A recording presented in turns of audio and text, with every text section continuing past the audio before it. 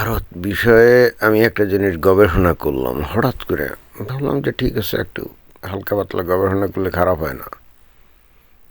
গবেষণা করে কিন্তু একটা বেশ অদ্ভুত এবং বিস্ময়কর তথ্য আমার কাছে চলে আসলো। সেটা কীরকম?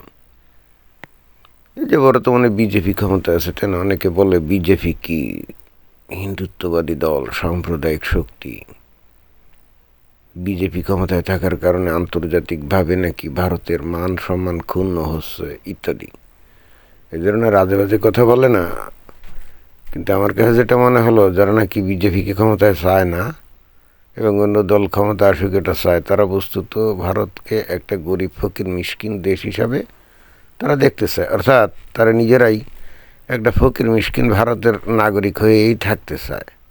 কেন কথাটা বললাম সেটা একটা পরিসংখ্যান যদি আপনারা দেখেন তাহলেই বুঝতে পারবেন।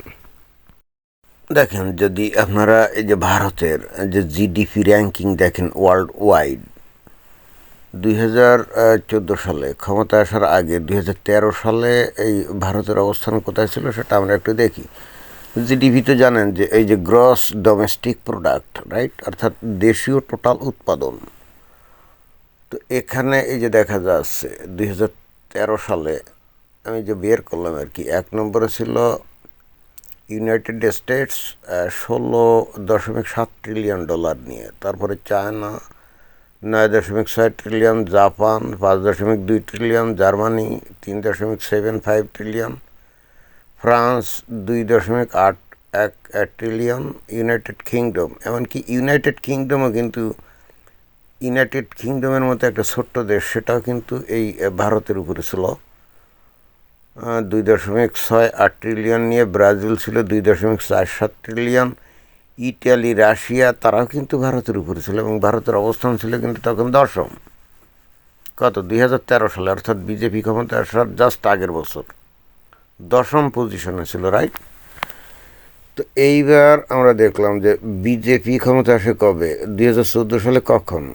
এই যে 26 May Narendra Modi became prime minister on 26 May 2014, তাই তো। এখন এরপরে এই ভারতের কি অবস্থা সেটা আমরা একটু দেখি। এই যে 2026 সালের যে প্রজেকশন এখানে দেখাচ্ছে যে top 10 countries by GDP 2026, right. তো এখানে 1 নম্বরে ওই ইউনাইটেড স্টেটস অর্থাৎ আমেরিকাই আছে 31.8 ট্রিলিয়ন ডলার নিয়ে, চায়না দ্বিতীয় 20.6 ট্রিলিয়ন, জার্মানি তৃতীয় 5.33 ট্রিলিয়ন, ইন্ডিয়া হলো 4.51 ট্রিলিয়ন। দেখেন যে একেবারে চতুর্থ পজিশনে চলে আসছে কত 12 বছরের মধ্যে, তাই না? পিছনে ফেলে দিয়েছে কাদেরকে? Japan, United kingdom, France, Italy, Russia, এদেরকে পিছনে ফেলে ইন্ডিয়া কিন্তু একেবারে চতুর্থ পজিশনে চলে আসছে কত 12 বছরের মধ্যে।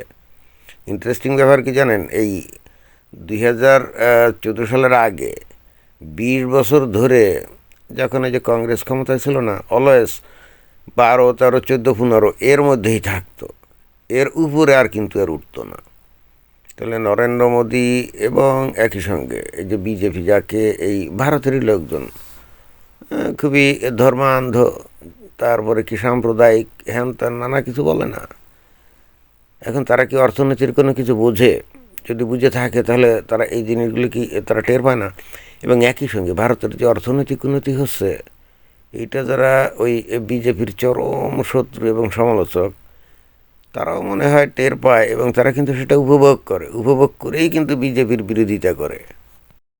এই প্রজেকশনে কিন্তু এটাও বলা হয়েছে যে ভারত আগামী 1 বছরের মধ্যে জার্মানিকে সারপাস করে থার্ড পজিশনে চলে যাবে। তবে চায়নাকে ধরতে ভারতকে অনেক দিন সময় লাগবে, কারণ ভারতের জিডিপি কত 4.51, রাইট, আর চায়নার কত 20.6 ট্রিলিয়ন, প্রায় 5 গুণ, তাই না? তো হিসাবটা কিন্তু ট্রিলিয়নে, 1 ট্রিলিয়ন মানে কত? 1 লক্ষ কোটি ডলার, তাই না? তো সেটা তো অনেক টাকা। 1 লক্ষ কোটি ডলার জিডিপি বাড়ানো চারটিখানি কথা না। সুতরাং চায়নাকে ধরতে 30-40 বছর লেগে যেতে পারে যদি চায়নার যে বর্তমানে যে জিডিপি গ্রোথ রেট আছে এটা যদি একই রকম থাকে অথবা ডিক্লাইন করে। কারণ হচ্ছে ভারতের যে জিডিপি গ্রোথ এটা কিন্তু চায়না থেকে বেশ উপরে এখন। অতীতে চায়না কিন্তু দীর্ঘদিন ধরে প্রায় 10-11% জিডিপি গ্রোথ রেটে চলতেই কিন্তু বস্তুত তারা এই বিশাল একটা জিডিপির খাতায় চলে গেছে আর কি। সেই দিক দিয়ে ভারত ওই যে মাত্রই 12 বছর ধরে এদের একটা বলা যায় উল্লম্ফন ঘটছে। এর আগে যারা ক্ষমতায় ছিল তারা মনে হয় যে ভারতের অর্থনীতি নিয়ে তেমন একটা মাথা টাথা ঘামাতো না। তারা মনে করতো লোকজন যদি গরিব ফকির মিশকিন থাকে তাহলে তাদের কাছ থেকে ভোট টোট কিনে ইলেকশনে জিতে যাওয়াটা খুব ইজি একটা ব্যাপার। মানুষজন যদি চাকরি বাকরি থাকে, তারপরে মানুষজনের চাকরি বাকরি থাকলে, টাকা পয়সা থাকলে তখন তো আর তাদেরকে মনে করেন যে টাকা টুকা দিয়ে ভোট কেনা যাবে না। যদি অবশ্য দেখি যে ওই এন্টায়ার ভারতের গতি একদিকে, বাট পশ্চিমবঙ্গের গতি অন্যদিকে।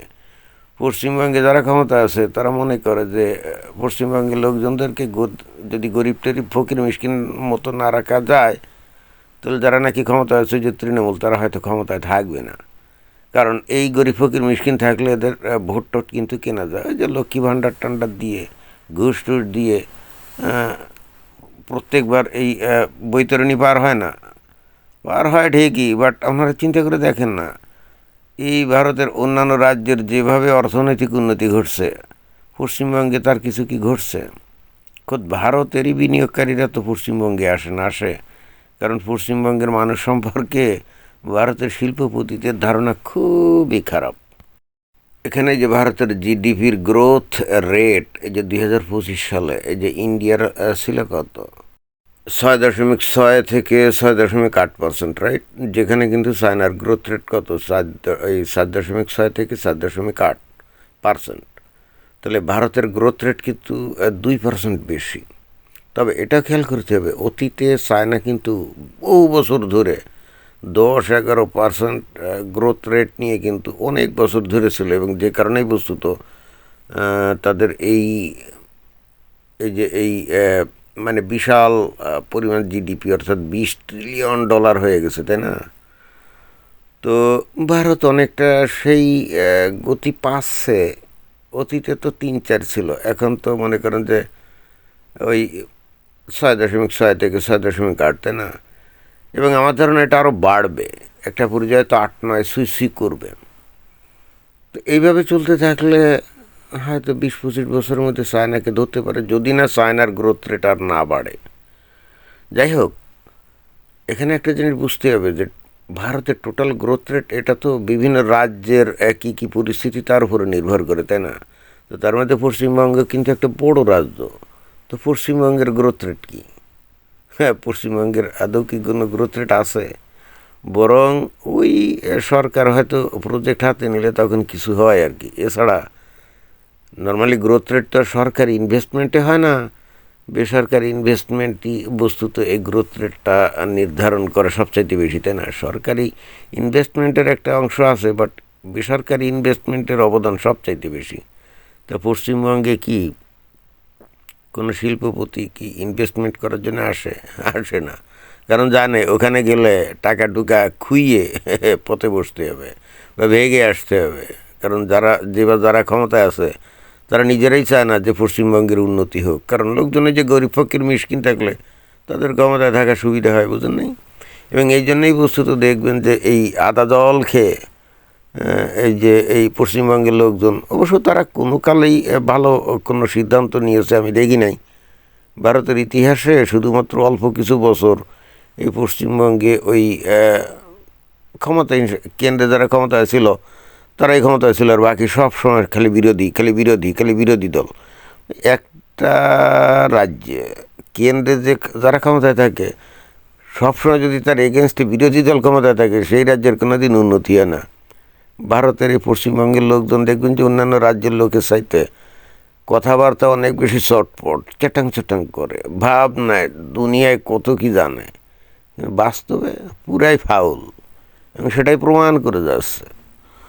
তো যাক, এটাই ছিল বক্তব্য। ধন্যবাদ।